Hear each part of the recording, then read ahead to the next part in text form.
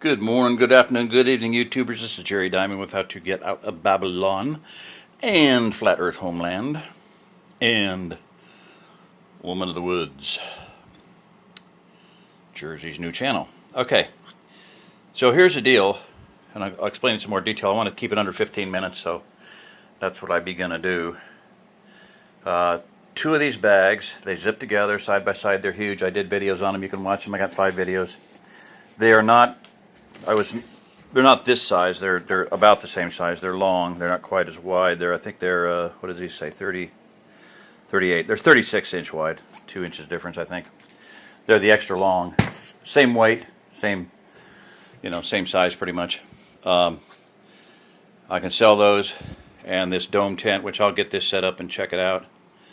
But here's the deal: is like I said, I had I'm gonna go sit down. I'm tired. All right, I'm kind of sort of set up here. So that'll be my thumbnail sketch. Okay, so a little bit more picturesque here, and try to get a good shot of that for a decent thumbnail with some backlighting. Not good backlighting. If I wasn't so tired, I would dig out the little LED lanterns, but they're too high and too buried. And I am needing sleep. I gotta go weed whack in the heat again. It's gonna be pretty hot. Okay, so here is the deal. Now these aren't the ideal bags anyway for traipsing across the country with, not backpacking, that's for sure. Even in the car, I would not personally transport those, just because of the high dollar value. They're a survival bag, but they're for, controlled situation. I will make a recommendation on that point. This is why I am where I'm at right now. Many, many years ago, 1980 or so, probably before that, I read from a survivalist type of person, Kurt Saxon, maybe Mel Tapan, somebody like that, olden days, old-time survivalist, that if you can't prepare financially, you can at least prepare mentally and emotionally, and read, things that immerse yourself in the idea of preparedness, and learn. You can learn. You can store in your head. The most valuable thing you have is what's in your head, okay? The next most valuable thing you have around you, is the people around you that are good people and trustworthy, that can stand at your back. And you can trust with your back, with your 6.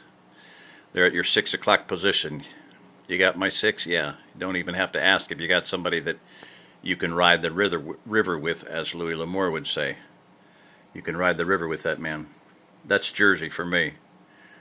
She can stand at my back. I'll know she's got my back. All right. So I've never had that before, ever.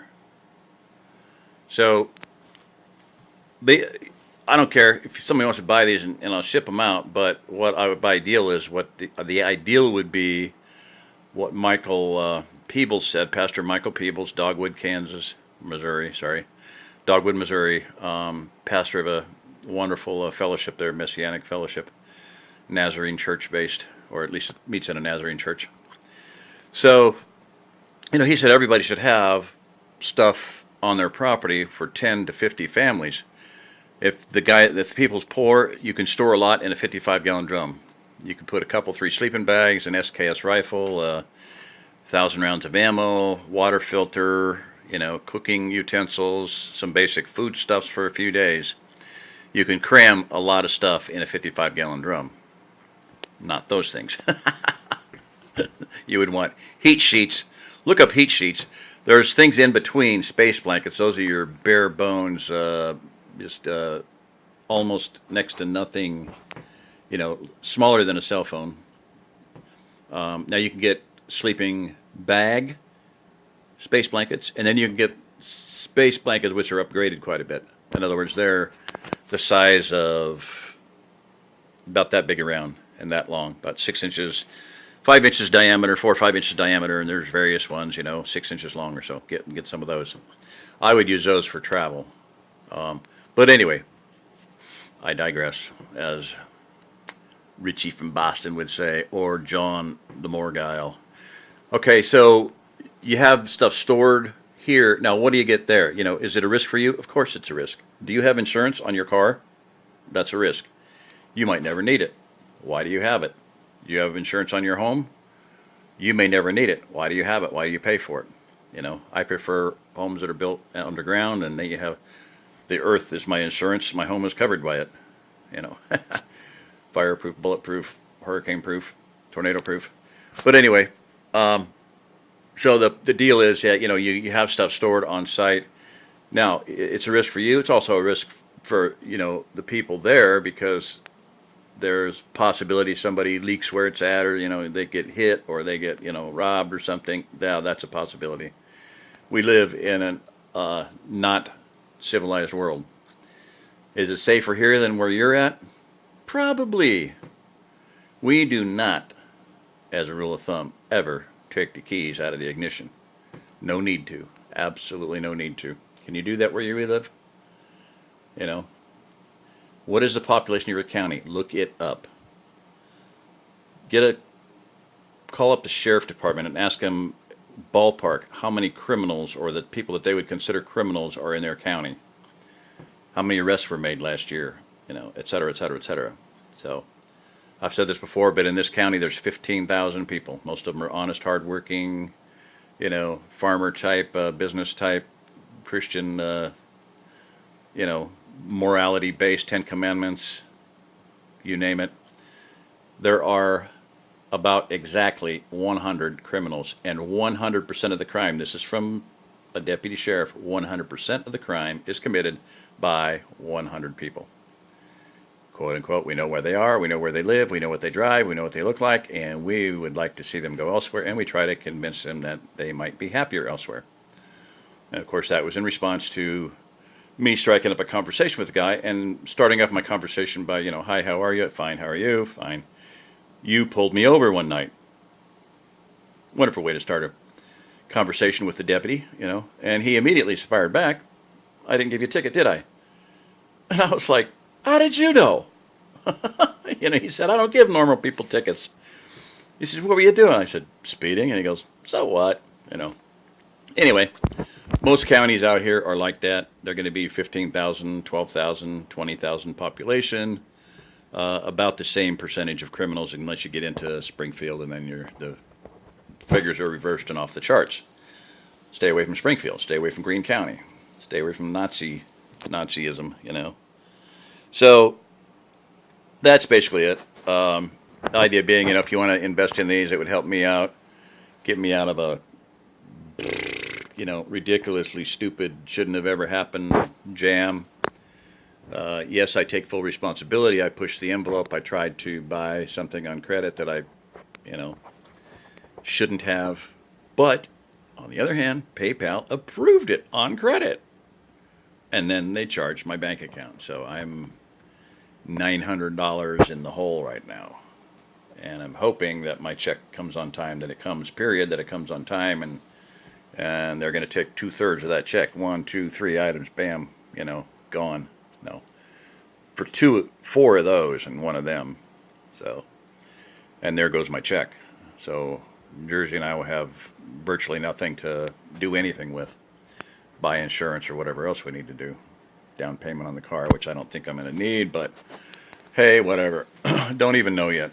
Everything's up in the air. So the tent is 380 by 330 centimeters. Look it up.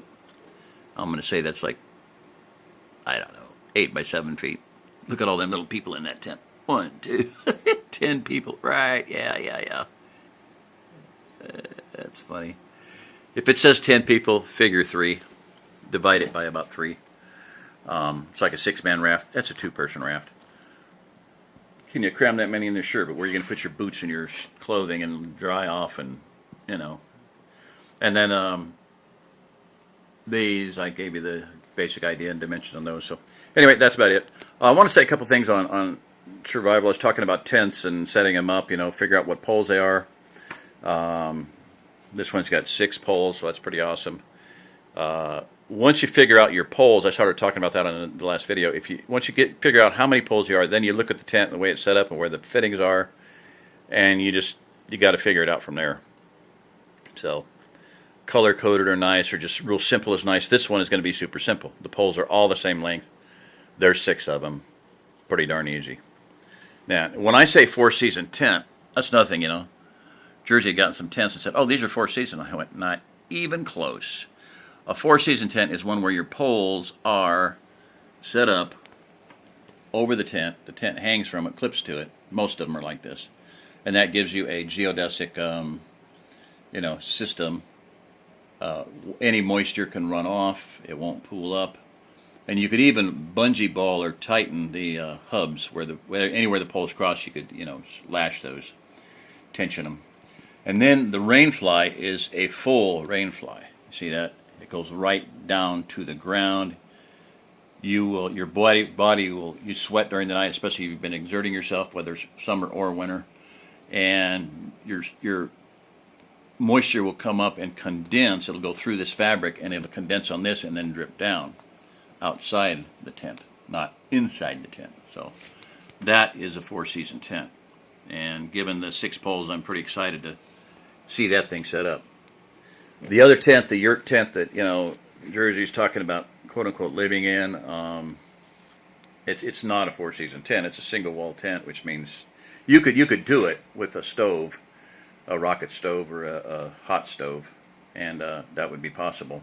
So now I want to finish up like I think I did a video on it, but I'm not going to upload it yet. I don't think the winter well stove. I may do them. Oh, I lost them. That's right. Shoot. I lost them when my chip dumped everything. I don't know what happened yet. Doesn't make any difference. It happened, so oh well. Okay, the thing I want to address is the other thing I wanted to address is this, and that is if you have stuff stored here, you're going to not only have, and this is for, obviously you trust me enough to do this. I trust you. You're good people.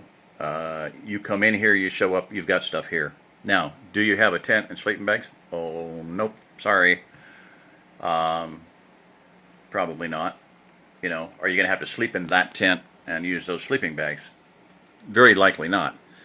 We're accumulating other things. We have, 2 washers and dryers, and we have, 5 or 6 or 7 wood stoves, maybe 10 wood stoves if we counted them all up here.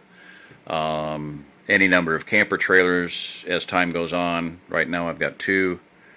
I'll be adding to that. So, in other words, you wouldn't be forced to just rough it in a tent and in with the sleeping bags. You'll probably have a lot better accommodations, and these can be backup, or if you go out on a search and rescue mission or something like that, or if you really want to, try them out and everything, but you would have other facilities and amenities. We've got kitchens and et cetera, et cetera, et cetera. Both trailers have kitchens, both of them have stoves, both of them have refrigerators, both houses have, those things. So, you'd have the help and support of friends.